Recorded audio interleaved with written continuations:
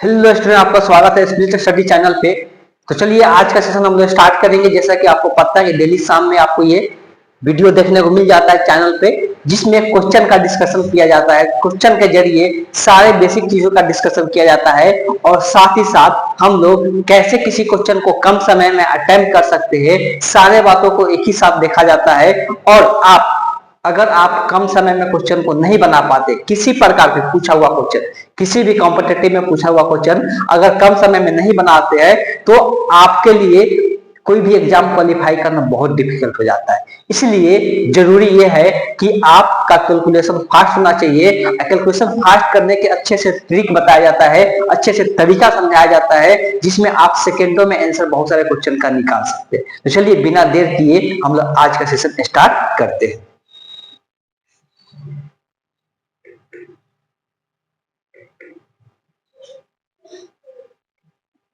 अगर हम पहला क्वेश्चन देखेंगे,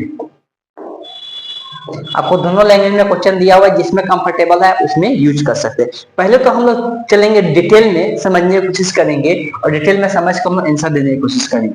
तो क्वेश्चन में पहले दिया क्या है, अब यहाँ पे हम लोग देखते हैं तो क्वेश्चन में दिया हुआ है 1/sin square 65 degree plus cos square 65 degree plus sine 15 degree बटे cos 75 degree plus cos 65 degree बटे साइन 25 डिग्री बराबर में है √3। क्वेश्चन देखकर लग रहा होगा कि ये बहुत ज्यादा डिफिकल्ट क्वेश्चन है, कैसे इस बार क्वेश्चन को जल्द से जल्द तुरंत जल्दी से जल्दी हम लोग बना सके। देखिए सबसे पहले जो हम लोग एक फार्मूला पढ़ते हैं, आप भी जानते होंगे कि sine square theta plus cos square theta is equal to कितना होता है 1। बस इस फार्मूला को ध्यान से देखना है। इसमें होता क्या है कि ये फार्मूला हम लोग कब अप्लाई करते हैं, जब ये एंगल क्या होना चाहिए, समान एंगल होना चाहिए। एंगल क्या होना चाहिए, समान एंगल होना चाहिए। जब एंगल समान होता है इसका मान कितना होता है, 1 होता है। तो बेसिकली हम लोग ये बोल सकते हैं कि यहाँ पर भी 65 है और यहाँ पर भी क्या है 65 है, तो ये पूरा का मान कितना हो जाएगा, 1 हो जाएगा। और 1 में 1 से भाग करेंगे तो ये पूरा एक्सप्लेनेशन कितना बन जाएगा, 1 बन जाएगा। इसमें बस कुछ भी नहीं करना है, यहाँ पर ये पूरा कितना हो जाएगा, 1 निकल के आ जाएगा। क्लियर है। अब हम लोग इसका बात कर लेते हैं कि ये क्या है। देखिए जब भी ऊपर और नीचे में एक दूसरे के पूरक दिया रहे, त्रिकोणमितीय फलन एक दूसरे के पूरक होते हैं। कौन किसके पूरक होते हैं थोड़ा सा आपको एक्सप्लेन कर देते हैं। अगर हम पूरक का बात करते हैं तो सबसे पहले तो याद रखना है कि जो साइन होता है, त्रिकोणमितीय फलन जो साइन होता है वो कॉस के पूरक होते हैं। वैसे ही जो टेन होता है, टेन जो होता है कॉट का होता है, कॉट जो होता है टेन का होता है। वैसे ही सेक जो होता है कौशिक का होता है, सेक जो होता है क्या कौशिक का होता है, कौशिक जो होता है सेक का होता है। तो ये त्रिकोणमितीय फलन एक दूसरे क्या होता है, पूरक होते हैं। पूरक का मतलब क्या होता है, जब दोनों का योगफल कितना होता है, 90 डिग्री होता है। जब दोनों का योगफल 90 डिग्री होता है तो ये त्रिकोणमितीय फलन एक दूसरे क्या हो जाते हैं, बराबर हो जाते हैं। कहने का मतलब ये है कि अगर यहाँ पे साइन थीटा लिखा हुआ है और यहाँ पे कॉस लिखा हुआ है और अगर यहाँ पे पाई 90 डिग्री माइनस थीटा लिखा हुआ है, अब देख सकते हैं यहाँ पे जो एंगल होगा, दोनों एंगलों का योगफल हमेशा कितना होगा, 90 डिग्री होगा। और जब दोनों कोनों का योगफल 90 डिग्री होता है तो ये त्रिकोणमितीय फलन आपस में क्या होते हैं, बराबर होते हैं। क्लियर है। तो यहां से यही चीज कॉन्सेप्ट निकल के आता है। और जब त्रिकोणमितीय फलन बराबर होंगे तो उनके रेशियो का मान कितना हो जाएगा, 1 हो जाएगा। जब ऊपर और नीचे समान होगा तो कट के कितना बचेगा, 1 ही बचेगा ना। बस सिंपल यही लॉजिक यूज करना है। वैसे ही टेन के साथ जो होता है तो टेन थीटा को हम लोग देख सकते हैं कॉट के साथ होता है। बस यहाँ पर कोनों का योगफल कितना होना चाहिए, 90 डिग्री। यहाँ पर भी कोनों को अगर जोड़ेंगे दोनों कोनों का योगफल कितना आएगा, 90 डिग्री आएगा।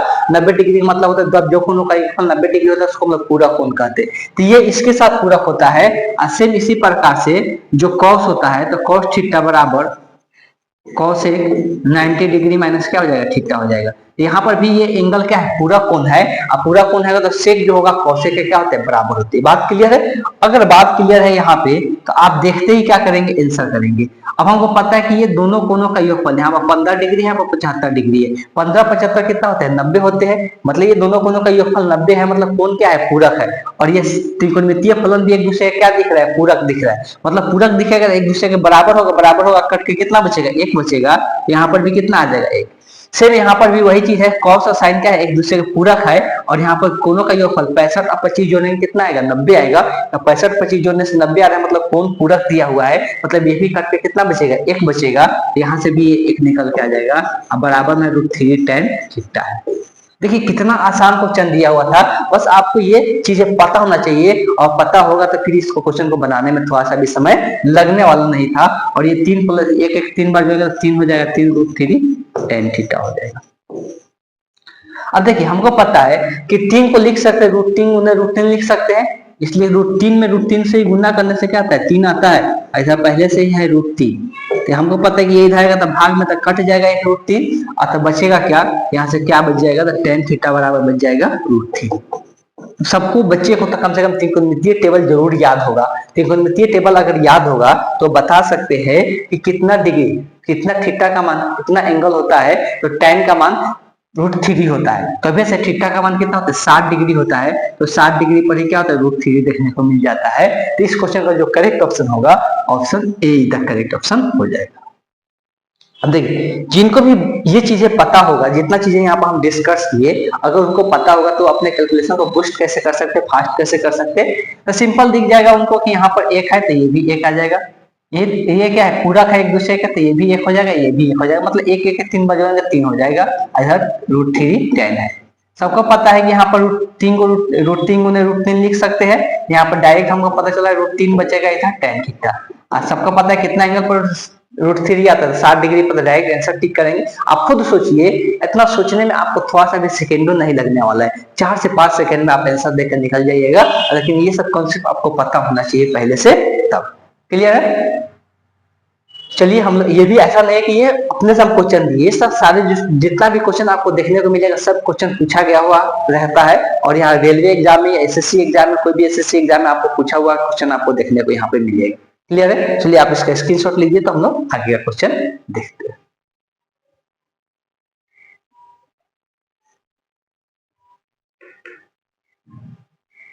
बहुत सिंपल सा क्वेश्चन एक दे दिया गया है सिंप्लीफिकेशन करने के लिए, बहुत सिंपल क्वेश्चन दिया गया है जिसको सिंप्लीफिकेशन करना है, और इसमें कुछ खास करना है नहीं। यहाँ पर दिया हुआ है 6/5 का मतलब क्या होता है, गुन्ना, यहाँ पर गुन्ना हो जाएगा। इसके अंदर के ब्रैकेट के अंदर को पहले काम किया जाता है, जोड़ेंगे तो इसका एलसीएम कितना आएगा, 12 आएगा। कोई बच्चे बहुत फास्ट होंगे तो आपने डायरेक्ट भी लिख सकते हैं, 3 चौका 12, 4 मरतबे जाएगा, 4 में 1 से गुना होगा, 4 हो जाएगा। 4 से भाग करेंगे 3 बार में जाएगा, 3 में 2 से गुना होगा, 6 हो जाएगा, -5/6। और यहाँ पर भी का है, का मतलब होता है गुन्ना। अब यहाँ पर बात करते हैं तो यहाँ पर पहले एलसीएम आएगा, 10 और 20 का कितना आएगा, 20 आएगा। ये 2 बार में जाएगा, 2 में 3 से गुना होगा, 6 हो जाएगा। ये 1 बार में जाएगा, 1 में 12 से गुना होगा, 12 हो जाएगा, -1 कितना 6 हो जाएगा। क्लियर। अब इसको सिंप्लीफाई कर लेते हैं, 6/5 गुने, इसको जोड़ेंगे कितना आएगा, तो 10/12 हो जाएगा। 5/6 गुने, इसको जोड़ेंगे कितना हो जाएगा, 18/20 हो जाएगा, -1/6 है।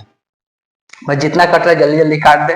3 से ये कटेगा 2 मरतबे, 2 से कटेगा ये 5 मरतबे, 5 से ये 5 कटता, मतलब 1 बचेगा यहाँ, ये 36 18, 3 चौका 20, और कुछ नहीं कटेगा।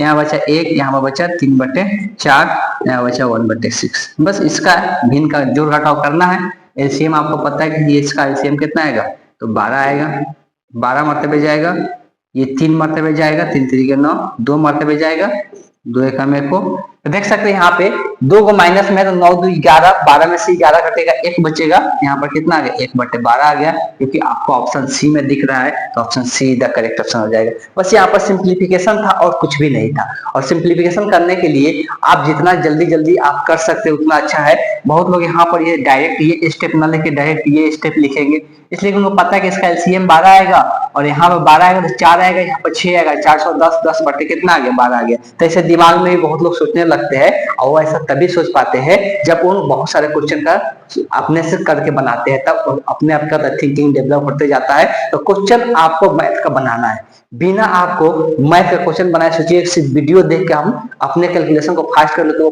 पॉसिबल नहीं। हाँ, बहुत सारा तरीका बताया जाएगा कि आप यहाँ पर ऐसे कर सकते हैं तो कैलकुलेशन फास्ट हो जाएगा, लेकिन आपको खुद से भी मैथ का क्वेश्चन डेली बाय डेली ज्यादा से ज्यादा क्वेश्चन सॉल्व करने की कोशिश करना है। क्लियर है। चलिए इसका स्क्रीनशॉट लीजिए, तो हम आगे का क्वेश्चन देखते हैं।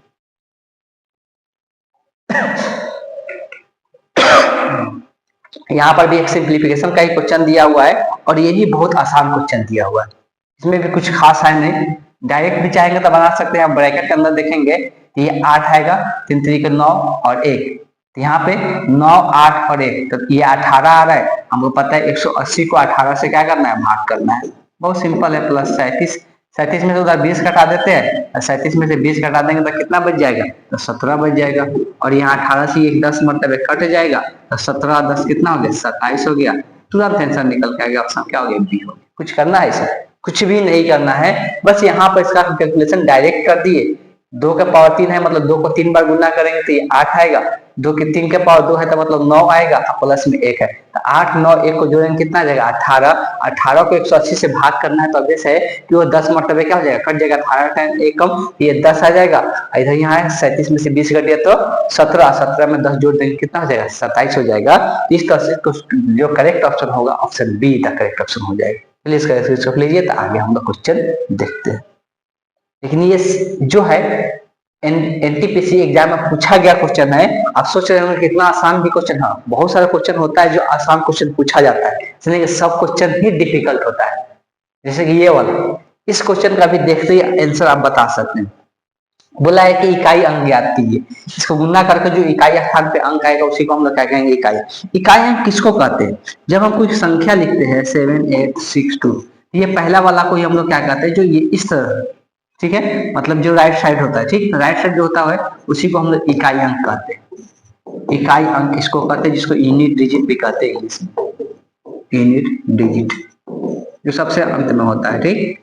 तो ये सबसे अंत वाला, इसमें जब तीनों को गुना करने पर जो सबसे अंत में आएगा वही अंक क्या करना है, बताना है। तो इसके लिए कोई पूरा कैलकुलेट, पूरा गुना करने की जरूरत आपको नहीं है। इकाई अंक निकालने के लिए हमेशा सिर्फ इकाई अंक का यूज करते हैं, बाकी कुछ भी नहीं लिखते। कहने का मेरा मतलब ये है कि सिर्फ इकाई अंक को हम गुना करेंगे। 8 चौका 32, यहाँ पे इकाई अंक कितना है, 6, सिर्फ इकाई अंक का गुना करेंगे। इसका इकाई अंक 2 है, 6, कितना आएगा, 6 गुना के 12। अब इकाई अंक कितना आ गया, 2। इकाई अंक खाली हमको देखना है, सिर्फ इकाई अंक को ही गुना करना है। 8 चौका 32, 32 आया तो हम सिर्फ डायरेक्ट 2 लिख लिए। यहाँ पर 6 है, पहले से 6 लिख लिए, 6 गुना के 12, फिर 12 आया, 2 अंक आया तो सिर्फ इकाई अंक लिखना है। इकाई अंक पर क्या है, 2 है, इसका गुना करके क्या आ रहा है, इकाई अंक 2 आ रहा है। जब कोई भी ऑप्शन में आपको नहीं दिख रहा है, मतलब कोई ना कोई क्वेश्चन या मिस्टेक है या ऑप्शन मिस्टेक है, ठीक। इसका कोई क्वेश्चन मिस्टेक है या ऑप्शन मिस्टेक होगा और यहाँ पर कोई दिक्कत नहीं है। अगर हम देखेंगे, देख लेते हैं एक बार और। ऑप्शन तो 2 ही आ रहा है, 8 चौका 32, 32 छोड़ना के 12, 8 चौका 32 के 2 आया, छोड़ना के 12, 12 में भी 2 ही आ रहा है, 8 चौका 32, हाँ ठीक है, 2 ही आ रहा है आंसर। तो हो सकता है ऑप्शन मिस्टेक किए होंगे या कोई टाइपिंग मिस्टेक हुआ होगा, बस इसमें से और कोई दिक्कत नहीं है। इसका जो आंसर करेक्ट ऑप्शन आएगा, इकाई स्थान पर क्या आएगा, 2 आएगा। इस बात को ध्यान में रखना है इस क्वेश्चन को। क्लियर, इसका स्क्रीनशॉट लीजिए तो हम आगे चलते हैं। गुना भाग, गुना में भी इकाई अंक का यूज का यहाँ पर कर ही लिए।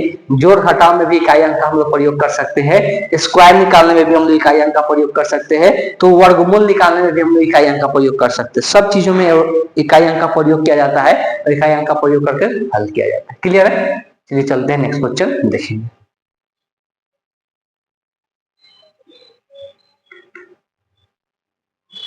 अब देखिए, ये बहुत मस्त क्वेश्चन है, इसको पढ़ के समझिए और अच्छे से पढ़ के समझना है। इसका हिंदी पार्ट नहीं है क्या, हिंदी पार्ट छुटा हुआ है। चलिए हम थोड़ा समझा देते हैं। एक रोप डिवाइडेड इनटू 3 डिफरेंट पार्ट, मतलब एक रस्सी है और रस्सी को अलग अलग भागों में क्या कर दिया जा रहा है, एक रस्सी है, रस्सी को अलग अलग भागों में, इसको 3 भागों में क्या कर दिया जाए, ब्रेक कर दिया जा रहा है, अलग अलग 3 भाग बना दिया जा रहा है। पहला भाग बोला है कि इसका जो पहला भाग है 1/5 है फुल लेंथ का, मतलब पूरा लेंथ का 1/5, मतलब पूरा लेंथ का क्या है, 1/5 है। एकदम समझा रहे थे कि जब भी 1/5 मतलब बट्टे में देना शुरू कर दे तो हमेशा पूरा लंबाई को क्या मानना है, 1 मानना है। अब परसेंटेज में जब भी देता है तो पूरे लंबाई को क्या मानना है, 100 मानना है।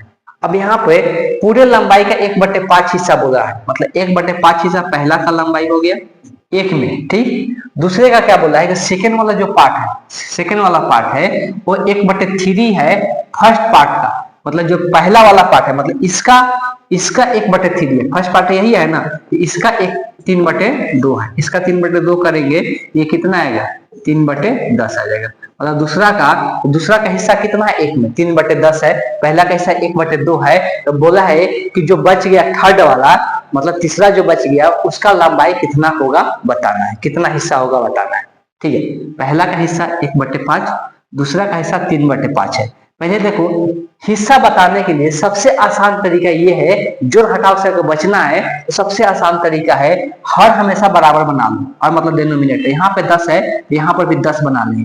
इसको 10 बनाने के लिए ऊपर में भी 2 से गुणना, नीचे में भी 2 से गुणना, तो ये भी 10 हो गया। अब सिंपल समझना है जो हम बताने जा रहे हैं, ये 10 का 2 हिस्सा, 10 का 3 हिस्सा ले चुका है, तो 10 का 2 हिस्सा खत्म है, 3 हिस्सा खत्म है, तो बचेगा कितना, 10 में कितना बचेगा, अब खुद सोच के बताइए। 10 में ये 2 खत्म कर दिया, ये 3 खत्म कर दिया, तो 10 में बचा कितना, 5 टोटल खत्म हो चुका है, मतलब 5 बचा हुआ है। तो तीसरा का हिस्सा कितना मिल रहा है, 5 में 10, 10 में कितना मिलेगा, 5 मिलेगा।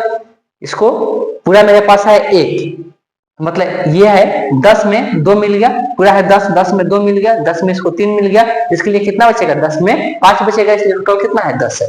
तो यही है मेरा आ जाएगा, और इसको सिंप्लीफाई करके लिखना है तो ये कटेगा 2 मरतबे, तो 1/2 हो जाएगा। तो तीसरा कितना पार्ट मिल रहा है, 1/2 मिल रहा है। इस क्वेश्चन का जो करेक्ट ऑप्शन होगा option be the correct option हो जाएगा। क्लियर है, इस तरह से क्वेश्चन में अप्रोच लगाना है, क्वेश्चन जल्दी से जल्दी बने। आप एक और चीज कर सकते हैं, क्या कर सकते थे, पहला का हिस्सा इतना मिल गया, दूसरा का हिस्सा इतना मिल गया, तीसरा का निकालना है तो एक टोटल हिस्सा कितना था, 1, तो 1 में से ये दोनों को घटा दो, इससे भी वही आंसर आएगा जो हम यहाँ पे डायरेक्ट निकाल लिए, कितना आ जाएगा, 1/2 आ जाएगा। इसको भी सिंप्लीफाई करके आप देख सकते हैं, सेम ही आंसर आने वाला है।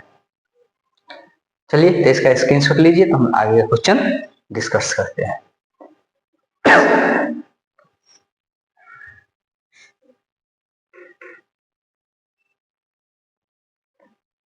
फिर से एक त्रिकोणमितीय फलन दिया हुआ है, इसका मान ज्ञात करना है। तो क्या क्या दिया हुआ है, एक बार क्वेश्चन को लिख लेते हैं। 5 sin 14 degree sec 76 degree plus 3 cot 15 degree गुने cot 75 degree plus 2 tan 45 degree. ये क्वेश्चन दिया हुआ है। देखिए यहाँ पे जो है एक साइन है, यहाँ पे एक सेक है, और सेक उल्टा जो होता है, अब त्रिकोणमितीय फलन किसका उल्टा होता है वो भी याद रखना जरूरी। पूरक अभी थोड़ा देर पहले समझा है, ये त्रिकोणमितीय फलन कौन किसका पूरक होता है, उसी प्रकार त्रिकोणमितीय फलन कौन किसका उल्टा होता है। उल्टा का अगर बात करते हैं, रेसिप्रोकल जिसको बोलते हैं, तो साइन जो उल्टा होता है कॉसेक का, कॉस जो उल्टा होता है सेक का, tan जो उल्टा होता है कॉट का। तो ये उल्टा भी आपको ध्यान में रखना है। मेरा कहने का मतलब ये है कि यहाँ पर सेक है, सेक उल्टा किसका है, कॉस का है, जिसको हम लोग कॉस के रूप में लिख सकते हैं। तो क्या लिख सकते हैं, 5 sin 14 डिग्री बटे में आ जाएगा कॉस 76 डिग्री प्लस 3, इसको भी कोई ना किसी का उल्टा है तो किसी एक को चेंज कर देते हैं, कॉट 15 डिग्री बटे इसको लिख लेते हैं tan 75 degree plus 2 tan 45 degree का मान सबको पता है कितना होता है, 1 होता है, वहां पर 1 रख दिए और कुछ करने की जरूरत नहीं। अभी थोड़ा देर पहले ही बताए कि साइन जो होता है कॉस का पूरक होता है, यहाँ पे एंगलों का योगफल भी कितना है, 90 है। 14 प्लस 76 जोड़ेंगे तो कितना आएगा, 90 डिग्री आएगा। और tan जो होता है कॉट का पूरक भी होता है उल्टा भी होता है, तो ये पूरक है, आप 15 में 75 जोड़ेंगे कितना आएगा, 90 आएगा। मतलब एंगल का योगफल 90 है, मतलब पूरक कौन है, और यहाँ पर त्रिकोणमितीय फलन भी पूरक है, तो रेशियो कितना होता है, 1 होता है। अभी थोड़ा देर पहले समझाए थे, समझाया था भी आप देखे ही थे। इसका रेशियो 1 हो जाएगा, इसका भी रेशियो 1 हो जाएगा, प्लस यहाँ पे 2 गुने 1, ये कितना आ जाएगा, 5 प्लस 3 प्लस 2, 5 दिन 8 10। इस क्वेश्चन का जो करेक्ट ऑप्शन होगा option be the correct option है। देखिए क्वेश्चन देखने में लेंदी है, लेकिन आप अगर पढ़े हैं, आपको जानकारी है, फिर किसी प्रकार का कोई दिक्कत नहीं होने वाला है, आप तुरंत आंसर बता सकते हैं। कि यहाँ पे आप देख लीजिए खुद, यहाँ पर देखने में दिक्कत हो रहा था, एंगल ये सब दिया नहीं।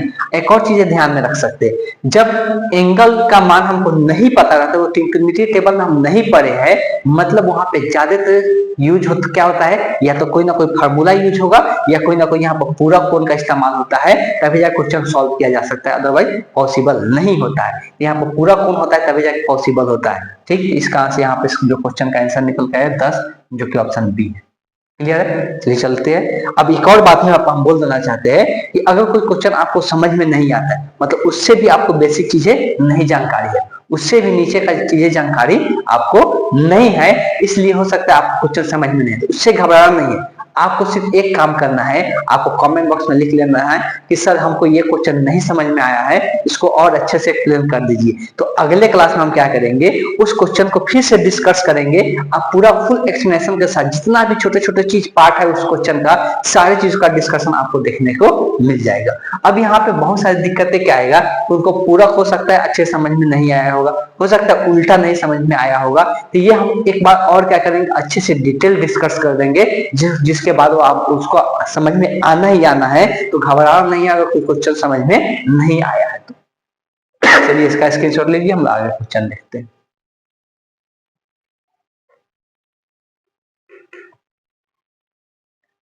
एक सिलेंडर के, चलिए यहाँ पर दिया हुआ है एक सिलेंडर की ऊंचाई दिया हुआ है और वक्र पृष्ठीय क्षेत्रफल दिया हुआ है। सिलेंडर का आयतन ज्ञात करें, आयतन ज्ञात करना है। पहले सिलेंडर का आकृति देख लेते हैं। सिलेंडर का आकृति सबको जानते हो लोग, ये से बेलनाकार आकृति को ही हम लोग बोलते हैं सिलेंडर का आकृति। ऊपर और नीचे से क्या होता है, ब्रिज टाइप का होता है। ये ऊपर वाला पार्ट और जो ये नीचे वाला पार्ट होता है कैसा होता है, ब्रिज टाइप का होता है। और ये साइड वाला जो होता है जिसको हम लोग वक्र कहते हैं, क्या कहते हैं, वक्र पार्ट कहते हैं। इसलिए कि वो पूरी तरह से क्या होता है, मुड़ा हुआ रहता है, इसलिए उसको हम लोग वक्र पार्ट कहते हैं। तो वक्र पृष्ठीय क्षेत्रफल क्वेश्चन में दे दिया है। अब वक्र पृष्ठीय क्षेत्रफल, अगर बेलन का हम लोग वक्र पृष्ठीय क्षेत्रफल का बात करते हैं, बेलन का वक्र पृष्ठीय क्षेत्रफल, तो बेलन का वक्र पृष्ठीय क्षेत्रफल का जो फार्मूला होता है क्या होता है, पाई आर स्क्वायर इंटू एच होता है। ये वक्र, सॉरी गलत लिख दी, 2 पाई आर एच होता है। ये वक्र पृष्ठीय क्षेत्रफल का क्या होता है, बेलन का फार्मूला होता है। आर जो होता है इसका त्रिज्या होता है, मतलब ये वाला जो लंबाई होता है ये त्रिज्या होता है। एच जो होता है इसका क्या होता है, ऊंचाई होता है। क्लियर है? ये वक्र पृष्ठीय क्षेत्रफल क्वेश्चन में दे दिया है। क्वेश्चन में कितना दिया हुआ है, तो क्वेश्चन में दिया हुआ है 528, मतलब ये कितने के बराबर हो जाएगा, 528 के बराबर हो जाएगा। अब क्वेश्चन में एक और ऊंचाई दे दिया है, मतलब ये h का मान दे दिया है, तो हमको क्या करना है, r का मान निकाल लेंगे तभी जाके क्या कर सकते हैं, आयतन ज्ञात कर सकते हैं। अब आ जाते हैं यहाँ से r पहले निकालते हैं। r निकालने के लिए यहाँ पर पाई का मान रखेंगे 22/7, r ऊंचाई कितना दिया है तो 14, यहाँ पर 14 रख देंगे, 528। देखेंगे ये 7 से 2 बातें कट जाएगा। अब देखिए बहुत आसानी से निकाल सकते हैं। ये हो जाएगा 22 गुना का 44, 44 गुना का 88, 88, 88 उधर क्या जाएगा, भाग में जाएगा, ये लिख सकते हैं 528/88। अब इसको लगभग अंदाजा लगा सकते हैं, 6 मरतबे कट सकता है, इसलिए कि 88 लगभग 100 के करीब है, और 100 के जब करीब है तो ऑब्वियस है कि 6 से गुना करेंगे तो कितना, 600 के करीब जाएगा, मतलब 600 से थोड़ा सा कम आएगा, मतलब ये 6 से कटेगा। आप गुना करके भी देख सकते हैं, इस तरह से भी आप दिमाग लगाना है। ऐसा नहीं कि आप सोचते रह जाए कि ये कैसे कटेगा, 2 से कटना शुरू करे, 4 से कटना शुरू करे, और टाइम में वेस्ट है। आप थोड़ा सा दिमाग लगा ले तो जरूर आपको पता चल जाएगा। यहाँ पर दिख रहा है कि ये 6 से कटेगा, 6 से कटेगा तो यहाँ पर क्या होगा, 6 मरतबे, आर का मान कितना आ गया, 6 आ गया। अब बात करें जा रहा है आयतन का।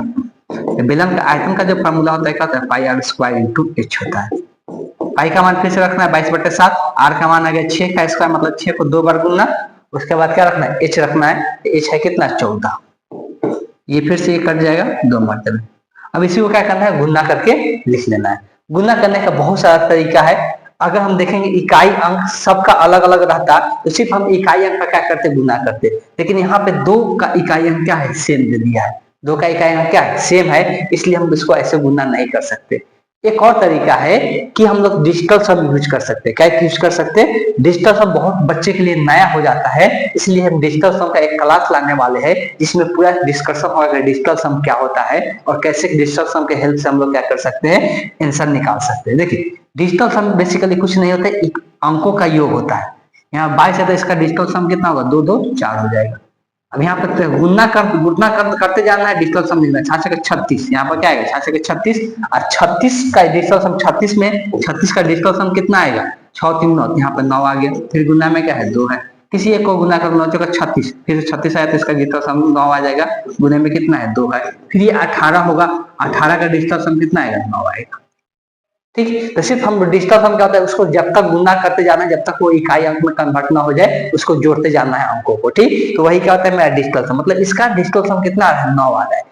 हमको देखो इकाई अंक भी पहले देख लेंगे। इकाई अंक देख रहे हैं, दो दो का 4 दिया, मतलब यही आंसर होने का चांसेस है। यहाँ कितना आ रहा है इकाई अंक, 2 दूना का 4, 7 छक्के 36, 7 छक्के 24, मतलब 4 आ रहा है। तो इकाई अंक पहले गुना करें तो इकाई मतलब इसी में से कोई आंसर होगा। तो इसी का डिजिटल सम हम लोग देखेंगे। देखिए डिजिटल सम निकालते टाइम हमेशा 9 को इग्नोर कर दिया जाता है। जब भी योगफल 9 आए तो उसको हटा दो उसमें से, तो बहुत आसान हो जाता है। ये 4 4 8 और 1 9, मतलब इसको हटाकर सिर्फ क्या बच रहा है, 2 बच रहा है। इसका डिजिटल सम 2 आ रहा है, लेकिन डिजिटल सम है कितना, 9 है। इसका डिजिटल सम देखेंगे तो 8 और 1 9 हटा देते हैं, तो यहाँ पर 8 5 और 9 कितना बचेगा, 9 बचेगा। मतलब इसका डिजिटल सम कितना आ रहा है, 9 आ रहा है। मतलब यही इस क्वेश्चन का क्या हो जाएगा, करेक्ट ऑप्शन हो जाएगा। तो ये डिजिटल सम होता है। डिजिटल सम आप जरूर सीखिए, बहुत मजा देगा और आपको क्वेश्चन बनाने में बहुत ज्यादा हेल्प देगा। जब कैलकुलेशन का थोड़ा डिफिकल्ट होता है तब बहुत सारे बच्चे इसको जल्दी गुना भी कर सकते हैं, इतना ज्यादा बड़ा गुना नहीं है, तो यहाँ पर निकाल भी सकते हैं, या डिजिटल सम से भी आप सोच सकते हैं, तो उससे भी निकल जाएगा। क्लियर है, चलिए इसका स्क्रीनशॉट लीजिए, तो हम आगे क्वेश्चन देखते हैं।